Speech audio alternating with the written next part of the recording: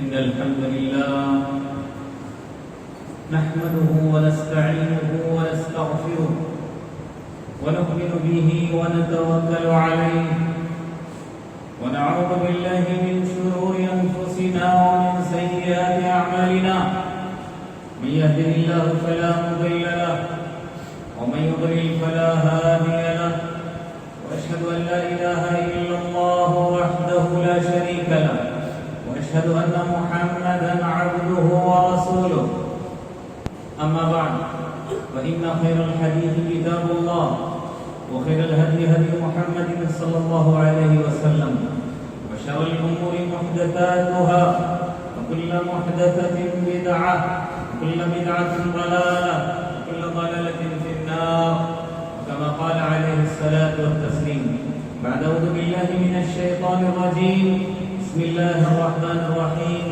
يا أيها الذين آمنوا اتقوا الله حق تقاته ولا تموتن إلا وأنتم مسلمون يا أيها الناس اتقوا ربكم الذي خلقكم من نفس واحدة وخلق منها زوجها وبث منهما رجالا كثيرا ونساء واتقوا الله الذي تساءلون به والأرحام إن الله كان عليكم رقيبا يا أيها الذين آمنوا اتقوا الله وقولوا قولا سديدا يصلح لكم أعمالكم ويغفر لكم ذنوبكم ومن يطع الله ورسوله فقد فاز فوزا عظيما وقال الله تعالى في موضع آخر لقد جاءكم رسول من أنفسكم عزيز عليه ما عنتم حريص عليكم بالمؤمنين رؤوف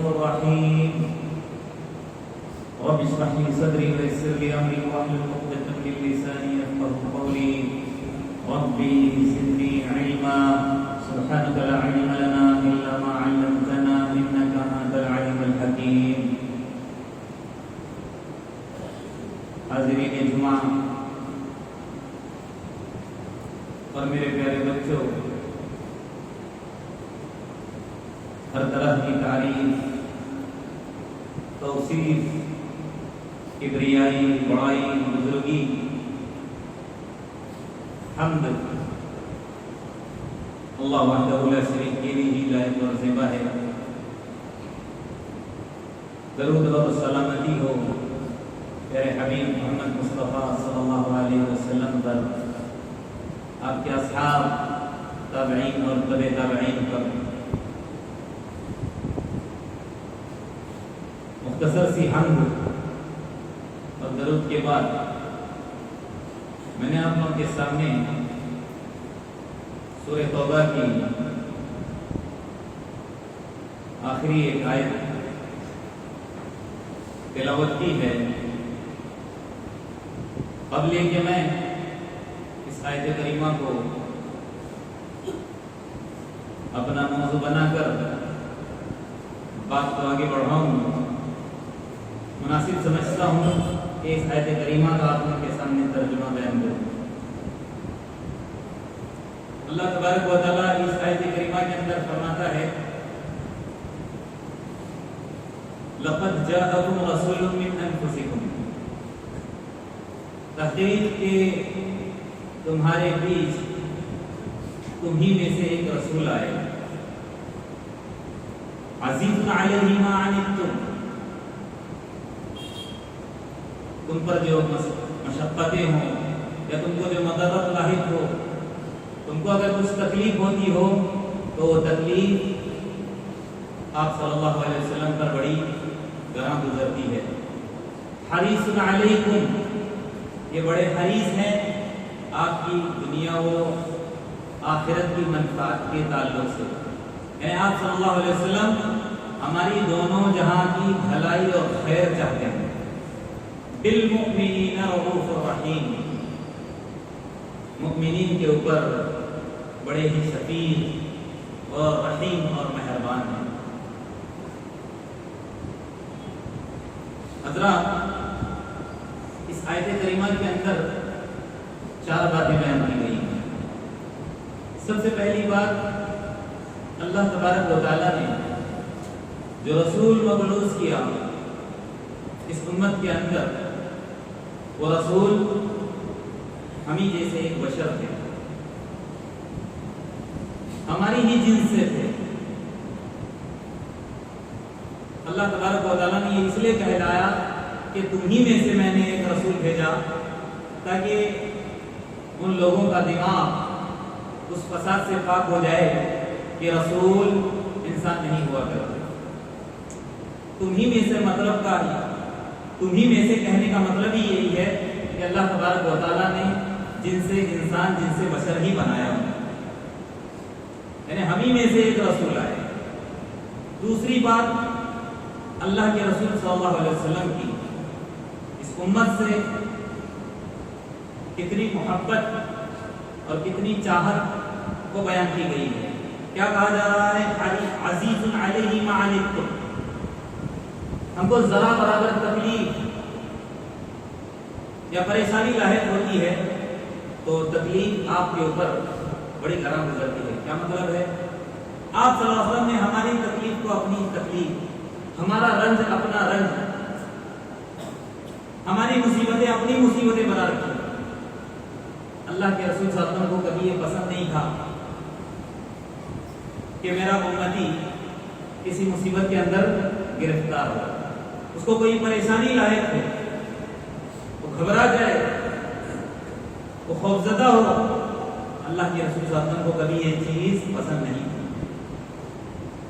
تیسری بات، حریص علیکم، اس قدر حریص تھے اس امت کے تعلق سے کہ اس کی دنیا بھی بن جائے اور آخرت بھی بن جائے، دنیا کے اندر بھی اس کو سرخروئی ہو اور آخرت کے اندر بھی اس کو نجات ملے، آخرت کے اندر نجات جہنم سے اور فلاح کامیابی جنت کی شکل میں۔ چوتھی بات یہاں پر بیان کی گئی ہے، بالمؤمنین رؤوف الرحیم، اس قدر شفیق، اس قدر مہربان، اس قدر الفت اور چاہت رکھنے والے، رؤوف اور رحیم یہ مبالغے کے صیغے،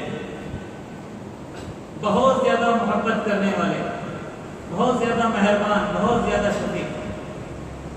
جب اللہ کے رسول صلی اللہ علیہ وسلم ہم سے اس قدر محبت کرتے ہیں، ہماری دونوں جہاں کی بھلائی اللہ کے رسول صلی اللہ علیہ وسلم چاہتے ہیں، تو یہ آیت ہم کو بتاتی ہے کہ ہم بھی اسی قدر یا بلکہ اس سے بڑھ چڑھ کر اللہ کے رسول صلی اللہ علیہ وسلم سے محبت کرنے والے بن جائیں۔ اور یاد رکھیے، وہ مومن نہیں ہے اس کے دل کے اندر اللہ کے رسول صلی اللہ علیہ وسلم کی محبت نہ ہو، اس کے دل کے اندر اللہ کے رسول صلی اللہ علیہ وسلم کی چاہت نہ ہو، جو اللہ کے رسول صلی اللہ علیہ وسلم کی سنتوں سے محبت نہ کرتا ہو، جو اللہ کے رسول صلی اللہ علیہ وسلم کے فرمان سے محبت نہ کرتا ہو، وہ مومن نہیں ہے۔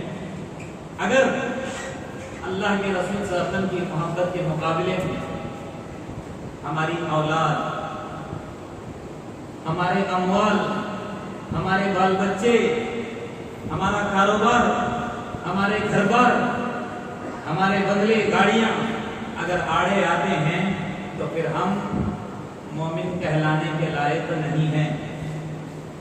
کیوں؟ اللہ کے رسول نے کیا فرمایا حدیث کے اندر، لا یؤمن احدکم، تم میں کا کوئی اس وقت تک مومن نہیں ہو سکتا حتی لا اکون احب الیہ من والدہ وولدہ الناس، یہاں تک کہ میں اس شخص کے نزدیک، اس کے والد سے، اس کے اولاد سے، والناس اجمعین، اور ساری انسانیت سے محبوب نہ بن جاؤں۔ ایک جگہ تو نفس کا بھی لفظ آیا ہے کہ ہم اپنی جان سے بھی زیادہ کس سے محبت کریں؟ اللہ کے رسول سے۔ غالباً حضرت عمر رضی اللہ عنہ کے سامنے یہ حدیث آئی جب اللہ کے رسول صلی اللہ علیہ وسلم نے حضرت عمر رضی اللہ عنہ سے سوال کیا کہ تم دنیا کے اندر سب سے زیادہ محبت کس سے کرتے ہو؟ تو انہوں نے کہا سب سے پہلے میں اپنی ذات سے، پھر دوسری نمبر آپ سے۔ اللہ کے رسول نے کیا کہا کہ نہیں، ابھی تک تمہارا ایمان کامل نہیں ہے جب تک کہ تم اپنے نفس سے زیادہ مجھ سے محبت نہ کر لیں۔ اور اللہ تبارک و تعالیٰ نے قرآن کے اندر کہا بھی ہے کہ اگر اللہ کے رسول صلی اللہ علیہ وسلم کی محبت پر کا بھی میں نے آپ لوگوں کے سامنے تذکرہ کیا. اموال ہو، اولاد ہو، بھائی ہو، بہنیں ہو، خاندان والے ہو، کاروبار ہو، اگر یہ آڑے آتے ہیں تو اللہ تبارک و تعالیٰ کیا کہہ رہا ہے کہ بس اللہ کے عذاب کا تم کو انتظار کرنا ہے. اپنے نبی کی زبانی کہہ لو، اور قرآن پاک کے اندر ہے قل، اے نبی کہہ دو ان کان آباؤکم، اگر تمہارے آبا یعنی کہ تمہارے والدین، وہ ابناؤکم تمہاری اولاد، تمہارے بچے، وہ اخوانکم اور تمہارے بھائی، وہ ازواجکم اور تمہاری بیویاں، وہ عشیرتکم اور تمہارے خاندان والے، وہ اموال اقترفتموها اور وہ مال جس کو اچھی طرح سے تم جمع کر کے رکھتے ہو، وہ تجارت تخشون کسادها اور وہ تجارت جس کی کساد بازاری کے بارے میں تم خوف محسوس کرتے ہو کہیں میرا کاروبار ٹھپ نہ پڑ جائے، اور مساکن ترضونها اور ایسے بنگلے، ایسے گھر جس سے تم کو بہت چاہت اور الفت ہے،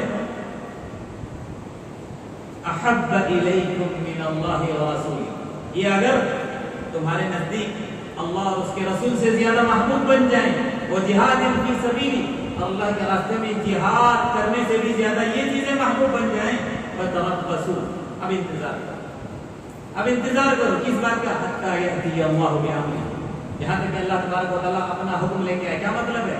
اب اللہ کے عذاب کا انتظار کرنا. آج پریشانیاں ہیں، مصیبتیں ہیں، بلائیں ہیں، کیا وجہ پتا ہے؟ نہ ہمارے دلوں کے اندر اللہ کی سچی محبت ہے، نہ اللہ کے رسول کی سچی محبت. ہمارے سامنے سنتوں کو پامال کیا جاتا ہے، احادیث کا مذاق اڑایا جاتا ہے، لیکن ہماری پیشانی پر بل تک نہیں پڑتا، شکن تک نہیں پڑتا، تکلیف ہوتی ہی نہیں ہے. دعوے تو جھوٹے کرتے ہیں کہ رسول کا دامن نہیں چھوڑیں گے. رسول کا دامن کس سجل میں ہم کو پکڑنا ہے؟ ان کی سنتوں کو اپنا کر، ان کے فرمان پر عمل کر کے. یہ نہیں کہ جھوٹے دعوے کریں کہ ہم رسول کا دامن نہیں چھوڑیں گے. نہ، ایک مرتبہ حضرت علی رضی اللہ عنہ سے سوال کیا گیا، اے علی رضی اللہ عنہ فرمائیے کہ آپ اور آپ کے ساتھی اللہ کے رسول صلی اللہ علیہ وسلم سے کیسی محبت کرتے ہیں؟ ذرا آپ کی محبت کا نمونہ ہمارے سامنے پیش کریں. حضرت علی رضی اللہ عنہ فرماتے ہیں کہ ہم اللہ کے رسول صلی اللہ علیہ وسلم سے کیسے محبت کرتے تھے، ذرا اس حدیث کو غور سماعت کریں. فرماتے ہیں کان احب الینا من اموالنا، اللہ کے رسول ہمارے نزدیک ہمارے مال سے زیادہ محبوب، وہ اولادنا ہماری اولاد سے زیادہ، وہ آبائنا ہمارے والدین سے زیادہ، وہ امہاتنا ہماری ماؤں سے زیادہ. اور یہ اس جملے پر غور کریں، وَمِنَ الْمَاءِ الْبَارِدِ عَلَى السَّمَاءِ، جب بڑی زوروں کی پیاس لگ رہی ہو، بڑی گرمی ہو غضب کی، اور ایسے موقع پر بڑی زوروں کی پیاس، اگر اس وقت ہم کو ایک بوند بھی پانی مل جائے تو ہماری جان بچ سکتی ہے. تو ایسی پیاس کے موقع پر جس طرح ایک انسان کو ٹھنڈے پانی سے محبت اور چاہت ہوتی ہے، اس سے زیادہ ہم اللہ کے رسول سے محبت کرتے ہیں. ایک پیاسے کو پانی کی کس قدر تڑپ رہتی ہے کہ اگر پانی نہ ملے تو جان نکل جائے، اس سے کہیں زیادہ ہم اللہ کے رسول سے محبت کرتے ہیں. ایک اور نمونہ دیکھ لیجیے کہ اللہ کے رسول کے صحابہ اللہ کے رسول سے کس قدر محبت کرتے تھے، اور ہم کمپیریزن کریں، مقابلہ کر کے دیکھیں ہم کہاں ہیں اور وہ کہاں تھے. حضرت خبیب بن علی رضی اللہ عنہ، دشمنوں نے ان کو پکڑ لیا، ابھی ان کو سولی دی جانے والی ہے، چڑھا دیا گیا ہے اسٹیج پر، اب باندھنے والے ہیں، ان کی جان نکلنے والی ہے. دشمن ان کو تانا دے رہے ہیں، تسنی کر رہے ہیں، طنز کر رہے ہیں ان کے اوپر. ایسا طنز کیا خبیب، تم کو پتا ہے رضی اللہ عنہ ابھی تمہاری جان نکل جائے گی، ابھی تم کو سولی پر چڑھایا جائے گا، ابھی تمہارے نیزے چبھائے جائیں گے، تیروں کی بوچھار ہوگی تم پر. ایک دشمن اسلام نے سوال کیا ان سے، اچھا ذرا بتاؤ جس جگہ ابھی تم کو سولی دی جا رہی ہے، تمہاری جان کے بدلے اگر محمد صلی اللہ علیہ وسلم کو یہاں پر کھڑا کر دیا جائے تو تم کیا محسوس کرتے ہو؟ ان کو وہاں پر کھڑا کر کے مار دیا جائے اور تجھے بخشا جائے گا تیری جان. تو ان کے قول پر اور ان کی بات پر اگر ہم غور کریں، کہتے ہیں خبیب بن عدی، اے دشمن اسلام تو کیا کہہ رہا ہے؟ میں یہ کہہ رہا ہوں سن کہ اللہ کے رسول جہاں کہیں بھی ہیں، مجھے یہ بات گوارا نہیں کہ ان کے ایک کانٹا چبھے، اور تو ان کی جان کے پیچھے پڑا. ایسی سو جانے میں قربان کرنے کے لیے تیار ہے. مجھے یہ بات گوارا نہیں کہ اللہ کے رسول جہاں کہیں بھی ہوں ان کے کانٹا چبھے. اس قدر اپنی جان کو نچھاور کرنے والے، اس قدر محبت کرنے والے کون؟ اللہ کے رسول صلی اللہ علیہ وسلم کے صحابہ. ایک صحابی کے بارے میں آتا ہے، اللہ کے رسول صلی اللہ علیہ وسلم کے پاس آئے. اللہ کے رسول صلی اللہ علیہ وسلم، اللہ تبارک و تعالیٰ نے ان کو بہت ساری صفات سے نوازا تھا. ایک صفت یہ تھی کہ اللہ کے رسول صلی اللہ علیہ وسلم سامنے والوں کا چہرہ پڑھتے فوراً سمجھ جاتے تھے یہ کیا کہنا چاہتا ہے. اس طرح آپ عالم الغیب نہ کہیں کہ اللہ کی طرف سے ملتا ہے، کون غمزدہ ہے، کون خوشحال ہے. بعض لوگوں کو اللہ تبارک و تعالیٰ عام لوگوں کو بھی یہ چیز دے دیتا ہے کہ چہرہ پڑھتے فلانی مجھے پریشانی ہے نا، اس طرح کہہ دیتا ہے. تو اللہ کے رسول صلی اللہ علیہ وسلم بڑے نفس شناس تھے، مردم شناس تھے. فوراً بھانپ لیتے تھے کہ یہ کیا کہنا چاہتا ہے. تو ایک صحابی رسول اللہ کے رسول صلی اللہ علیہ وسلم افسردہ چہرہ لے کر آپ کی خدمت میں حاضر ہوئے. تو اللہ کے رسول صلی اللہ علیہ وسلم نے اس سے سوال کیا کہ میرے ساتھی تو بڑا پریشان معلوم ہوتا ہے، کیا معاملہ ہے؟ اس بات کی مجھ کو پریشانی ہے، کیوں اس قدر افسردہ ہے؟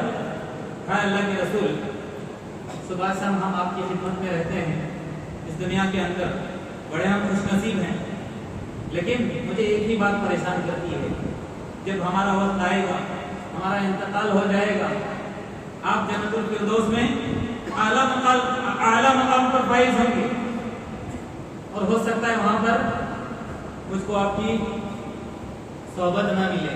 اس لیے ہمیشہ میں غمزدہ رہتا ہوں، پریشان رہتا ہوں. میری چاہت یہ ہے کہ جس طرح میں یہاں آپ کی خدمت میں لگا رہتا ہوں، وہاں پر بھی آپ کی مجھے معیت اور آپ کی صحبت نصیب ہو. تو اللہ کے رسول نے کیا فرمایا؟ اذن تب تو انت مع من احببت، تو جس سے محبت کرتا ہے اللہ تبارک و تعالیٰ تیرا حشر اسی کے ساتھ کرے. تیری چاہت ہے کہ تو میرے ساتھ رہے، تو مجھ سے محبت کرتا ہے، ہم وقت میری خدمت میں لگا رہتا ہے، تب تو اللہ تبارک و تعالیٰ تیرا حشر کس کے ساتھ کرے گا؟ میرے ہی ساتھ کرے گا.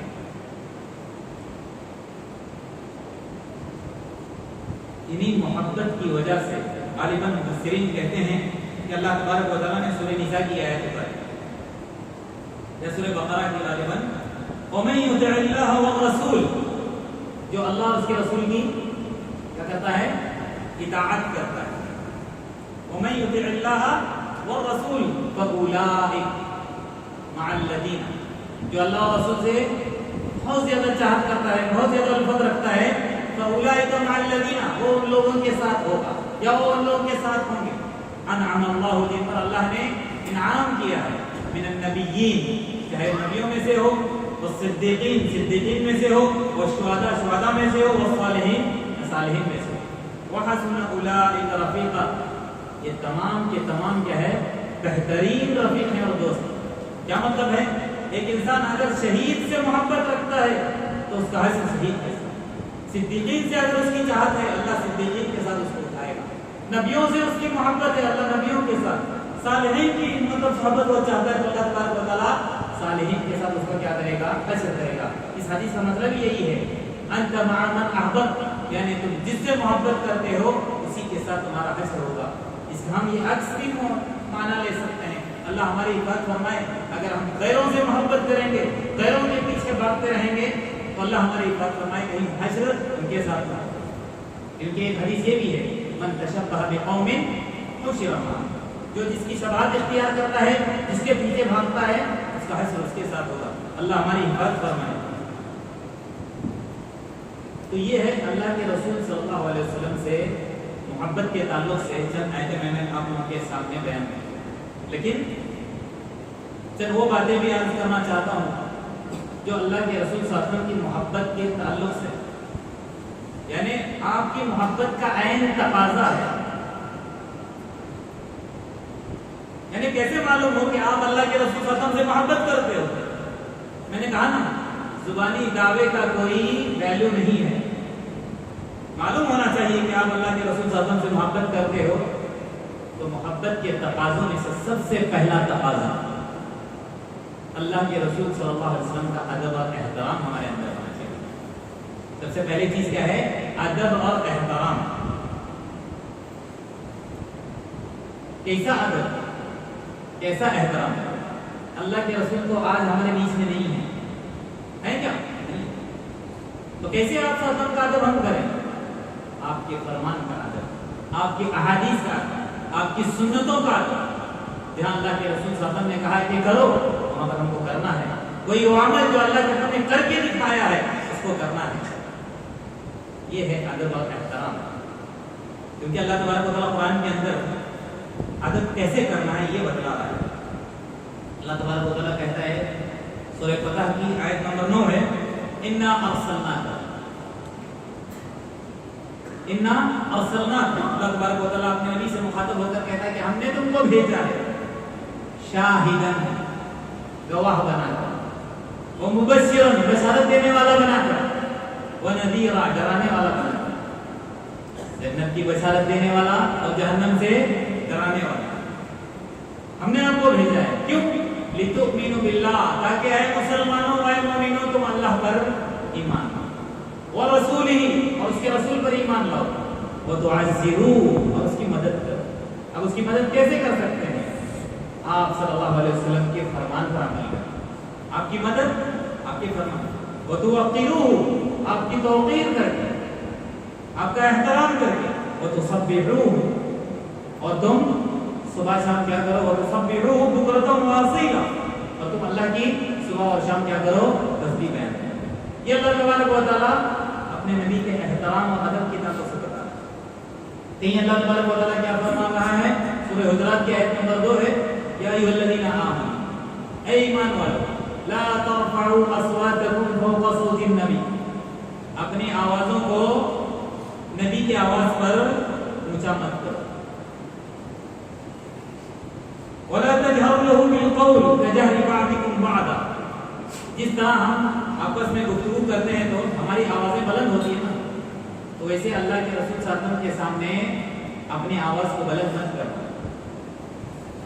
یا اللہ کے رسول صلی اللہ علیہ وسلم خاموش ہیں. ایک تو کیا ہوتا ہے کہ اللہ کے رسول گفتگو کریں، یہ اس زمانے کی بات ہے، اور خاموش بھی ہیں تب بھی وہاں پر ہم اپنی آواز کو بالکل بلند نہ کریں. یہاں پر بھی وہی مراد لینا ہے کہ اللہ کے رسول صلی اللہ علیہ وسلم کے فرمان پر دوسروں کی باتوں کو فوقیت نہیں دینا ہے، دوسرے کے اقوال کو، دوسروں کی باتوں کو اپنانا نہیں ہے، بلکہ کس کے اقوال کو؟ اللہ کے رسول صلی اللہ علیہ وسلم کے اقوال کو. کس کے فرمان کو؟ اللہ کے رسول صلی اللہ علیہ وسلم کے فرمان کو اپنانا ہے. بعض دفعہ کیا ہو جاتا ہے، انجانے میں انسان سے خطا ہو جاتی ہے.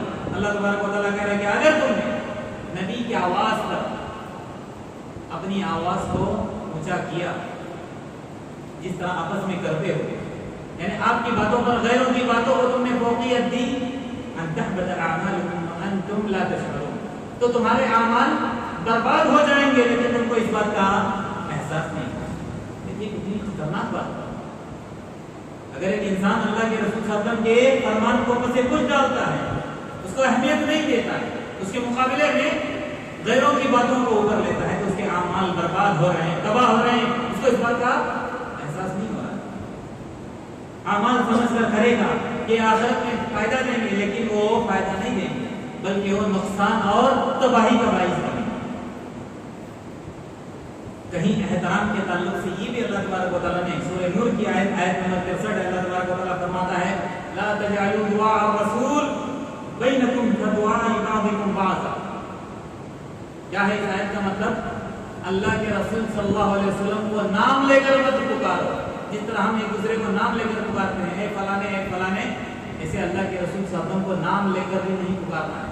اور اللہ کے رسول صلی اللہ علیہ وسلم کے صحابہ نے کبھی بھی پکارا نہیں ہے، کبھی بھی یا محمد کر کے اللہ کے رسول سے مخاطب نہیں ہوئے. جب بھی آپ صلی اللہ علیہ وسلم کے صحابہ کو آپ سے مخاطب ہونا ہوتا تو کیا کرتے، کیا کہتے؟ یا نبی اللہ، یا رسول اللہ، یا حبیب اللہ، اس طرح مخاطب ہوتے، اے اللہ کے نبی، اے اللہ کے محبوب، اے اللہ کے رسول۔ ہاں کچھ لوگ نام لے کر پکارتے تھے، وہ کون تھے؟ جو باہر سے بدو دیہاتی آیا کرتے تھے، جن کو اس وقت تک کچھ معلوم نہیں ہوتا، ان سے یہ خطا اور غلطی سرزد ہو جاتی تھی، لیکن اللہ کے رسول اور اللہ کے رسول کے صحابہ سے کبھی بھی یہ غلطی سرزد نہیں ہوتی تھی، کبھی بھی آپ کو نام لے کر نہیں پکارتے۔ اتنی محبت کہ نام لینے کے لیے بھی کام کرتے، اور اللہ تبارک و تعالیٰ نے آپ کا نام لینے کے لیے بھی منع کیا ہے۔ عروہ بن مسعود رضی اللہ عنہ کا واقعہ سن لیجیے، مختصراً بیان کرتا ہوں۔ صلح حدیبیہ کے موقع کا واقعہ ہے کہ جب آپس میں صلح کے تعلق سے مسلمانوں کی طرف سے چند اور مشرکین کی طرف سے چند لوگ بیٹھ کر صلح کرنے کے لیے بیٹھے تھے، تو غالباً مشرکین کی طرف سے عروہ بن مسعود جو اس وقت تک مسلمان نہیں ہوئے، بعد میں مسلمان ہوئے، جو شرف و اسلام ہوئے، تو وہ آئے تھے، وہ کہتے ہیں کہ میں نے اللہ کے رسول صلی اللہ علیہ وسلم کے صحابہ کو دیکھا کہ کس قدر آپ سے محبت کرتے ہیں۔ کہتے ہیں کہ آنکھوں سے آنکھیں ملا کر میں نے کبھی بھی آپ کے صحابہ کو نہیں دیکھا بات کرتے ہوئے، نظریں صحابہ کی کیا ہوتی تھی؟ جھکی ہوئی ہوتی تھی۔ کہتے ہیں وہ کون؟ عروہ بن مسعود، میں ہرقل کے دربار میں گیا، میں کسریٰ اور قیصر کے دربار میں گیا، لیکن اس قدر ادب اور احترام کرتے ہوئے، جس قدر اللہ کے رسول کے صحابہ نے اللہ کے رسول کا احترام اور ادب کیا، ان کو بھی میں نے کرتے نہیں دیکھا۔ کہ وضو کرتے وقت اللہ کے رسول کا جو پانی نیچے گرتا تھا، اس کو وہ جو پانی تھا اس کو گرنے تک نہیں دیتے صاحب، اس کے اوپر ٹوٹ پڑو، ایسی محبت۔ تو یہ کہنے کا میرا مطلب کیا ہے کہ انہوں نے اپنے آنکھوں سے دیکھا اور جا کر اپنے مشرکین کے حلقے میں جا کر کیا کہا؟ میں نے دیکھا کہ اس قدر محبت کرتے ہیں، اس قدر اپنی جان نثار کرتے ہیں کہ اگر تم ان سے لڑنے جاؤ گے، ان سے مسلمانوں سے، اللہ کے رسول سے اور اللہ کے رسول کے صحابہ سے، تو وہ اللہ کے رسول صلی اللہ علیہ وسلم کو بچانے کے لیے کچھ بھی کر سکتے ہیں۔ تو لہٰذا ان سے مقابلہ کرنے کے بارے میں 100 مرتبہ تم سوچ لو اور فکر کرو۔ ایسی محبت میں نے کسی کو نہیں دیکھا کرتے۔ تو عین تقاضا کیا ہے؟ سب سے پہلے ادب اور احترام، محبت کا۔ دوسرا کیا ہے؟ اتباع۔ اتباع کیسی ہونی چاہیے؟ ہمارا اٹھنا بیٹھنا، سونا کھانا پینا، چلنا پھرنا، معاملات، معاشرت، اخلاقیات، ایمانیات، نمازیں، عبادات، سب کی سب کیسی ہونی چاہیے؟ اللہ کے رسول صلی اللہ علیہ وسلم کے مطابق۔ سب سے پہلے عبادت ہی رکھو۔ آج اگر ہم پیچھے ہیں تو عبادت کے معاملے میں ہماری نماز محمدی نہیں ہے۔ ہم نماز محمد صلی اللہ علیہ وسلم والی نماز پڑھیں گے۔ اللہ کے رسول نے کیا فرمایا؟ صلو کما رأیتمونی اصلی۔ نماز تم ایسے پڑھو جیسے تم نے مجھ کو نماز پڑھتے دیکھا ہے۔ تو ہر گوشے میں اتباع لازم اور ضروری ہے، اس کی اللہ کے حکم کی۔ یہ محبت کا دوسرا تقاضا ہے۔ اور اگر ہم آپ وسلم کی اتباع نہیں کریں گے، اس سے اپنا دامن بچانے کی کوشش کریں گے، اس کے اندر اگر ہم کوتاہی کریں گے تو یاد رکھ لیجیے پھر ہم اللہ کی محبت سے ہاتھ دھو بیٹھیں گے۔ کیونکہ اللہ تبارک و تعالیٰ قرآن کے اندر کیا فرما رہا ہے کہ تمہارے ایمان کو مکمل کرنے کے لیے، تمہارے دعوے کو مکمل کرنے کے لیے تم کو اللہ سے محبت ہے، تو ضروری کیا ہے کہ تم اللہ کے رسول وسلم کی اتباع کرو۔ قل ان کنتم، کہہ دو اے نبی، تحبون اللہ، تم اللہ سے محبت کرتے فاتبعونی، تو تم کیا کرو؟ میرے اتباع کرو۔ قل ان کنتم تحبون اللہ فاتبعونی یحببکم اللہ، اللہ تبارک و تعالیٰ تم سے محبت کرے گا، اور اللہ ہم سے محبت کرے گا، اللہ ہم سے راضی ہو جائے گا تو یغفر لکم ذنوبکم، ہمارے گناہیں بھی اللہ تبارک و تعالیٰ اگر ہم سے سرزد ہوئی ہے تو بخش دے گا، ہمارے گناہیں بھی معاف ہو جائیں۔ تو دوسرا تقاضا کیا ہے؟ محبت کا اتباع. اور اتباع کیسی ہونی چاہیے؟ وہ بھی صحابہ کی مثال دیتا ہوں، ایک مثال، بہت زیادہ نہیں. ایک مرتبہ اللہ کے رسول صلی اللہ علیہ وسلم مسجد نبوی کے اندر نماز پڑھا رہے تھے. نماز پڑھا رہے تھے، غالباً دوسری رکعت تھی. آپ نے نماز کی حالت میں اپنے جوتے کو اتار دیا. دیکھیے، یہ آج کل کی مسجدیں ہیں، یہاں پر قالینیں اور بہترین قسم کی چادریں یا خوبصورت چٹائیاں یا ٹائلس وغیرہ بچھی ہوئی ہیں. اس زمانے کی مسجدیں اس طرح کی نہیں ہوا کرتی. کچی مسجدیں ہوتی تھیں، زمینیں اس طرح کی نہیں ہوا کرتی. بارش اگر گر جائے تو ایک دم کیچڑ کے اندر لت پت ہو جاتی ہے. تو اللہ کے رسول صلی اللہ علیہ وسلم ہو یا صحابہ ہو، جوتیاں پہن کر ہی نماز پڑھتے تھے. یہاں تک کہ احادیث کے اندر آتا ہے کہ یہود و نصارہ چپل پہن کر نماز پڑھنے کو پسند نہیں کرتے، برا سمجھتے تھے. تو ان کی مخالفت میں ہی سمجھ لیجئے کہ اللہ کے رسول اور ان کے صحابہ نالین یا نال جس کو کہتے ہیں، جوتا پہن کر کیا کرتے تھے؟ نماز پڑھا کرتے تھے. یہ لمبی بحث ہو جائے گی. کہنے کا مطلب یہ ہے کہ اللہ کے رسول صلی اللہ علیہ وسلم نماز پڑھا رہے ہیں، حالت نماز میں دوسرے رکعت میں اپنی جوتی اتار دی.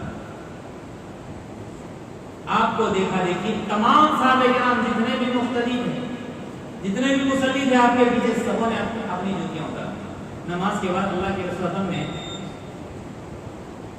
اپنے صحابہ سے پوچھا کہ تم نے جوتیاں کیوں اتاری؟ تو ان کے کلمات پر غور کیجیے. رأیناک القیت نعلیک فالقینا نعالنا. ہم نے آپ کو آپ کی جوتی اتارتے دیکھ لیا تو ہم نے بھی اپنی جوتیاں اتار دی. ہم ہیں کس لیے؟ جو آپ کریں اس کے پیچھے پیچھے چلنے کے لیے. آپ جب جوتی اتار رہے ہیں تو ہم کس لیے جوتی پہنے ہیں؟ ہمارا کام وہی جو آپ کرتے ہیں، آپ کے فرمان کے مطابق چلنے والے، آپ کے حکم کے مطابق چلنے والے. آپ ہمارے لیے آئیڈیل اور نمونہ ہیں. ہم آپ کے عکس اور خلاف کر ہی نہیں سکتے. تو اللہ کے حکم نے کہا اتباع تو تم نے صحیح معنی میں بالکل کی ہی، لیکن میں نے جوتی اس لیے اتاری تھی کہ اللہ تبارک و تعالیٰ نے بذریعہ وحی مجھے بتا دیا کہ میری جوتی کے اندر گندگی لگی ہے، اس لیے میں نے اپنی جوتی اتار دی. تو یہ اتباع. یہ سب واقعات کیا بتاتے ہیں کہ اللہ کے رسول صلی اللہ علیہ وسلم کی کس قدر کیا کرتے تھے، آپ کے صحابہ اتباع کرتے تھے اور پیروی کرتے تھے. اگر ہم خالی جھوٹے دعوے کریں تو پھر یہ اتباع ہم کو کام دینے والی نہیں ہے. لہذا اللہ کے رسول نے کیا کہا کہ میرے پیچھے اگر چلنا ہے تو میرے صحابہ کو بھی تم کیا کرو؟ فالو کرو. ان کے مطابق حضرت ابوبکر رضی اللہ عنہ کو نمونہ بنائے، حضرت عمر کو نمونہ بنائے، حضرت علی رضی اللہ عنہ، حضرت عثمان رضی اللہ عنہ، حضرت خباب کو، بڑے بڑے جلیل قدر صحابہ گزرے ہیں، ان کو نمونہ بنائے. ان کی زندگیاں کیا تھی، ان کی زندگیوں کا مطالعہ کریں. دو ہو گئے. تیسری بات کیا ہے؟ ذکر رسول. یہ بھی محبت کا تقاضا ہے. جب انسان کسی سے محبت کرتا ہے تو اس کے زبان پر اس کا چرچا بڑا ہوتا ہے، چاہے دوست ہو، چاہے اس کی گھر والی ہو. جس سے بھی اس کو محبت ہوتی ہے اس کی زبان پر اللہ کے بعد اگر مسلمان ہے تو اس کا زیادہ چرچا ہوتا ہے جس سے وہ محبت کرتا ہے. تو محبت رسول کا تقاضا یہ کہ ہم بھی اپنی زبان پر اللہ کے رسول صلی اللہ علیہ وسلم کا ذکر خوب لایا ہے، خوب آپ پر درود بھیجا کریں. کیونکہ اللہ کے رسول صلی اللہ علیہ وسلم نے کیا کہا کہ وہ آدمی بڑا کنجوس ہے جس کے سامنے میرا ذکر ہو اور وہ اس پر درود نہ دے. اس لیے اللہ کے رسول نے کیا فرمایا؟ من صلی علیہ مرۃ صلی اللہ علیہ عشر. جو مجھ پر ایک درود بھیجتا ہے اللہ تبارک و تعالیٰ اس کے اوپر 10 رحمتوں کا نزول فرماتا ہے. چوتھی بات، بہت زیادہ تفصیل نہیں کروں گا، وقت بہت زیادہ ہو رہا ہے.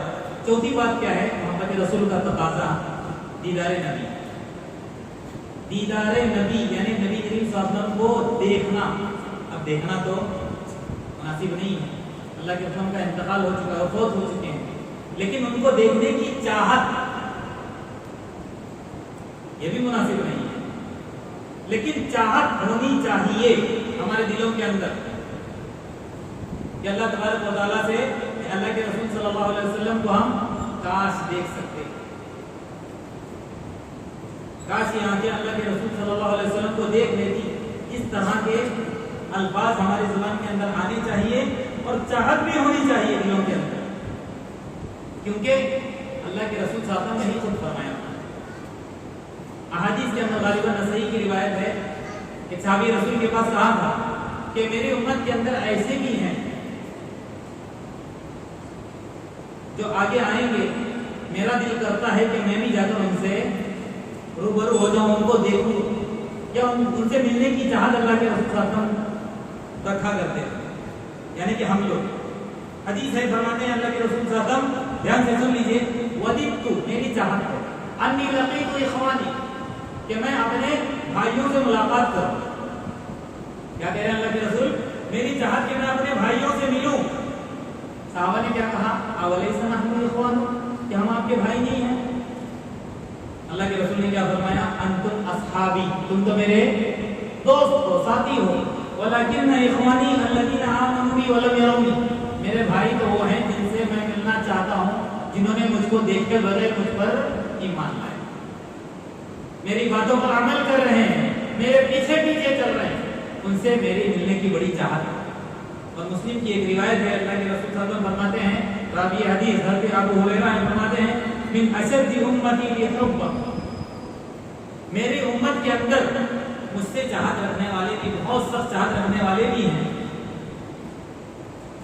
ناس کچھ لوگ یکونون بعدی، جو میرے بعد آئیں گے، یعنی مجھ سے اشد، بہت زیادہ مجھ سے محبت کرنے والے میری امت کے اندر میرے بعد بھی ہیں۔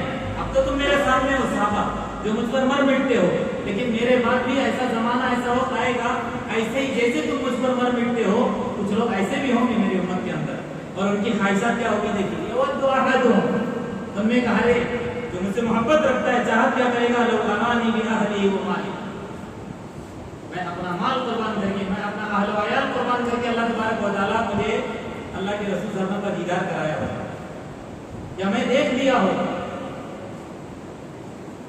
تو یہ ہمارے اندر بھی کیا ہونی چاہیے؟ چاہت ہونی چاہیے۔ پانچواں تقاضا وہ کیا ہے؟ آخرت میں آپ کی معیت۔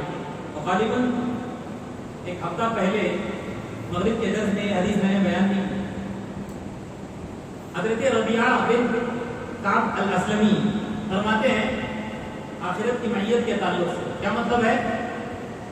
جنت کے اندر آپ کا ساتھ، محبت کا تقاضا یہ بھی ہے۔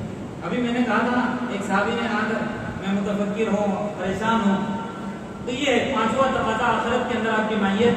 کہتے ہیں ربیعہ بن اسلم، کنت ابیت مع رسول اللہ صلی اللہ علیہ وسلم،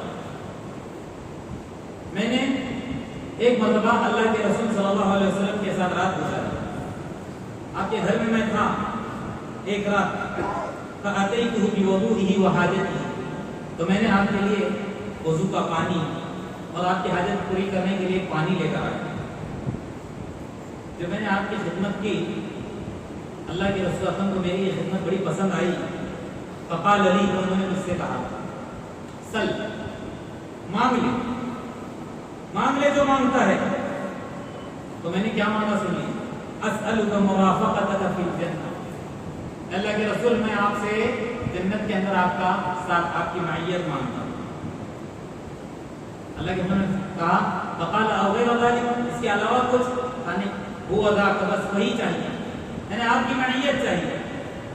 اب اللہ کے رسول صلی اللہ علیہ وسلم نے ان کی کیسے تربیت کی؟ فاعن علی نفسک بکثرۃ السجود، تو میری مدد کر اپنے نفس پر کثرت سجود کی وجہ سے، تو چاہتا ہے کہ میری معیت تجھے ملے تو کثرت سے نوافل پڑھا کر، لمبے لمبے سجدے اور لمبے لمبے قیام کیا کر، اخلاص کے ساتھ نمازیں پڑھا کر، تجھ کو میری معیت اور میرا ساتھ نصیب ہوگا۔ تو یہ چند تھے آپ صلی اللہ علیہ وسلم سے محبت اور الفت اور سچی چاہت اور اس کے تقاضے۔ اللہ تبارک و تعالیٰ سے آخر میں دعا ہے کہ اللہ تبارک و تعالیٰ آپ کے ہم لوگوں کو سچی محبت نصیب فرمائے، صحیح معنی میں آپ ہم کو پیروکار بنا دے، آپ کی باتوں کے مطابق زندگی گزارنے والا، آپ کے فرمان کے مطابق عمل کرنے والا ہم کو بنا دے، اخلاص اور الہیت کی دولت سے ہم کو مالا مال کرے، ہمیں میں جو پریشان ہیں ان کی پریشانی کو اللہ تبارک و تعالیٰ دور کرے، جو بے اولاد ہیں ان کا اولاد صالح سے نواز دے، جو پریشان حال ہیں ان کی پریشانیوں کو دور کرے،